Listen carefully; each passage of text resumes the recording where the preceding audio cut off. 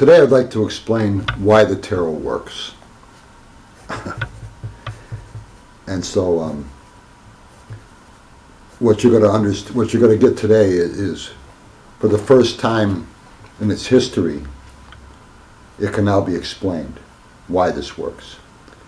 And that's what I'm going to show you today. And what that does for you is it opens up doors with the tarot that we've never even seen before. Once you understand why something works, it opens up and it just makes things a lot clearer. And for centuries, we've always been stuck with that. We've never really understood that. So how can a deck of cards, we could sit down with a deck of cards and we could have a question we don't have an answer for, and we apply a reading with them and we find answers we didn't see before. And then if we follow through on those answers in the future and what we found works, we always look at these cards and say, well, how did they do that? And that can be explained now.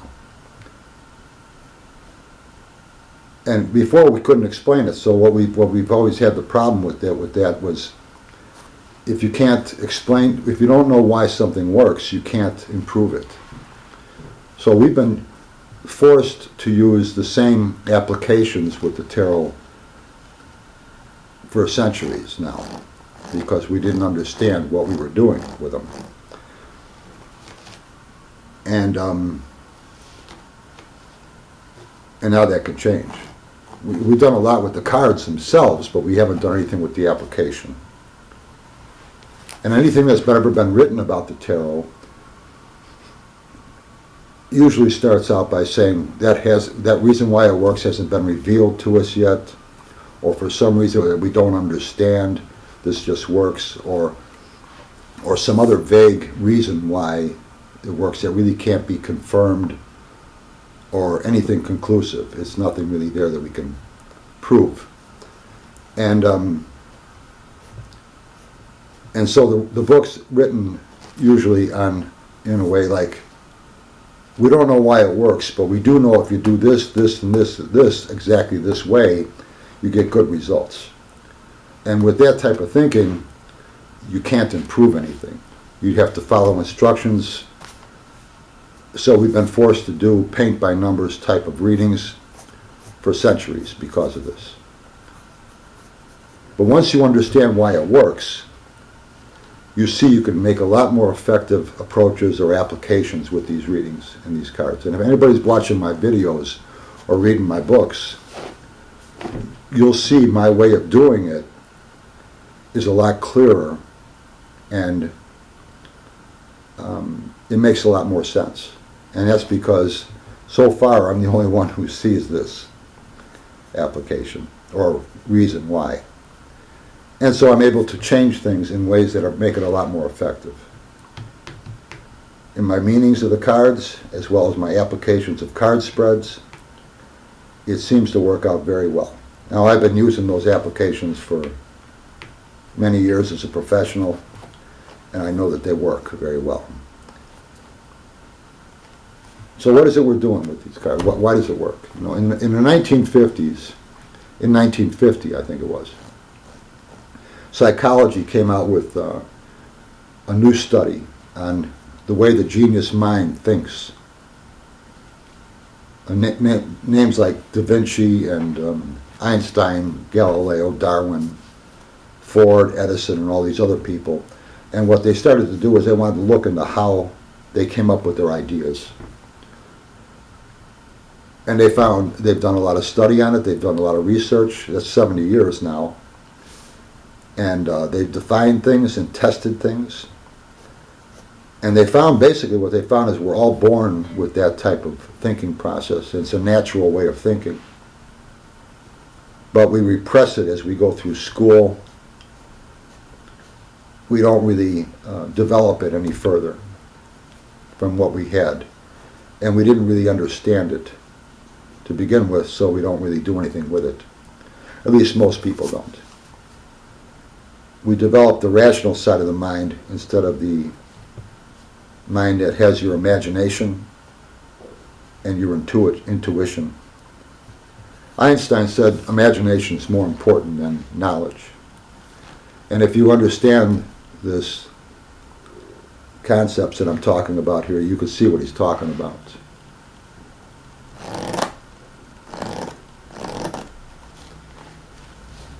So we've researched a lot, and we actually put applications of thought in place that force us out of our rational thinking into a very imaginative, creative, and intuitive way of thinking. And these are really basically what we're doing is we're forcing ourselves to use that part of the mind that we naturally can anyway, if we intentionally apply it that way. And today we have lots of people that are aware of this, and it's used all over the world. You've heard of think tanks and creative consultants, people like this, and projects like this. So it's used by Fortune 500 companies, it's used by branches of the government, medicine, science, technology, and the applications of thought that they put in place are based on this study, psychological study that they started 70 years ago. And if you look at the main application that's used is in 1993, it became an official term, but it's called conceptual blending. And some of my other YouTubes I've talked about this. My books, Essential Tarot, Unlocking the Mystery, I go into it in a lot more detail. It's a book on how to read tarot cards, but it's my approach on things, and it also goes into why it works. And so it became an actual term, this term of conceptual blending, in 1993. And it's the way the mind naturally thinks anyway. And what it does is it takes some random thing, anything, if you have a question you're looking into and you're stuck, you take some randomness of some type, any type, and you add it to that question or an element of that question. And what this does, and you try to make associations between this randomness and that element of the question you signed it with, you put it with. What attributes does this randomness have that will help me find answers to this section of my question? That's called conceptual blending. It forces our mind to use our imagination to make associations between these two pieces, these two parts, to come up with new ideas and take us out of rational thinking. It really forces us to step through the looking glass here and use our imagination. Anything that's ever been created was done by taking something we're totally familiar with and adding it to our question, even though it has nothing at all to do with our question. It could be a random word out of a book. It could be something found in your top dresser drawer, things found in the room you're in, things you see around you. Today this is called conceptual blending, and it's used in science, medicine, for all your Fortune 500 companies, huge projects, branches of the government. They apply this technique. And what they will do is lots of times they'll have a creative consultant come in to work with a think tank on their project. And what they'll do is they'll break the question apart into sections. And then usually the creative consultant will get them to add randomness to their elements of their question to spark and force them to see things in a different way, to make associations from this randomness to find answers that they didn't see before. And it's always for a project that's to be done in the future, which is in other words predicting the future.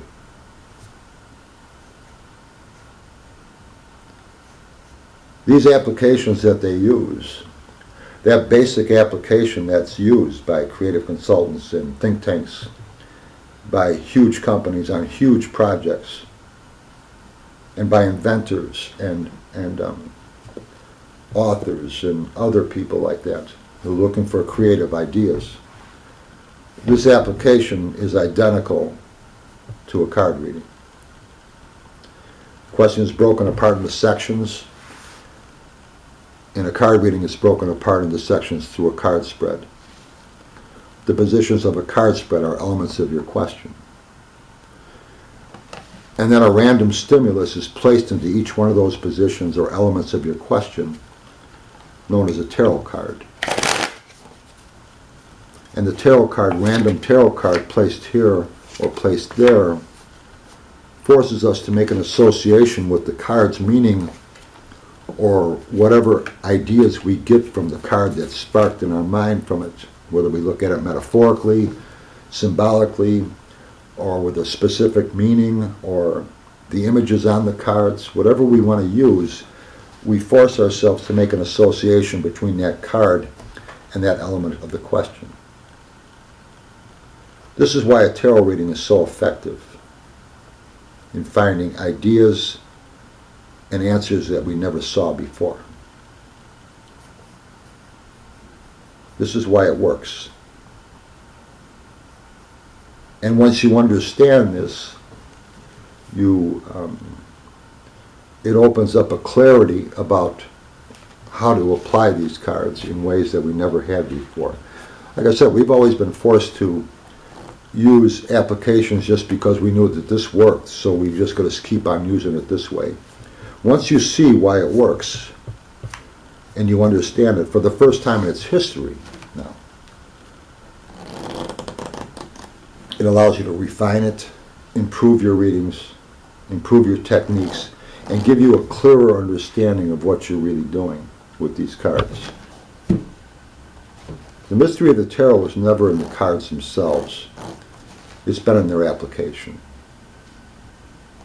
We've done a lot with the changes of the cards themselves. We've evolved the cards in a lot of ways. They look a lot different than they did 250 years ago, 300 years ago, however long you want to look back. But we've never been able to do anything with the approach of how we use them because we never understood why it worked. Now, for the first time, we can understand it. And this same application is used today by huge projects where the tarot reader limits their randomness to a deck of 78 cards. A creative consultant will use anything in the world around them to stimulate ideas of randomness to be placed with elements of their question.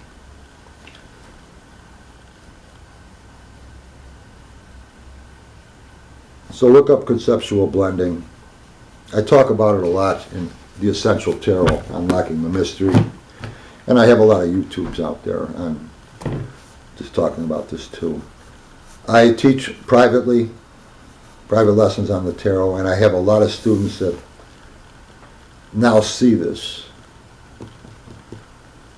And it makes your readings a lot clearer. So if you like the way I teach on YouTube, my YouTube channel, as far as the way I approach a card spread like the Celtic Cross, or the way my card meanings are set up with keywords and things like this, it's because of an understanding of why these cards work. Because if you're not seeing that material anywhere else, it's because of this new understanding of why this works. And it will help you see things differently. So, the tarot reading can now be seen as a creative thinking technique known as conceptual blending. Google that term, and you'll start to be able to connect the dots and see it yourself. So I hope you like this. Thanks for watching. We'll talk soon.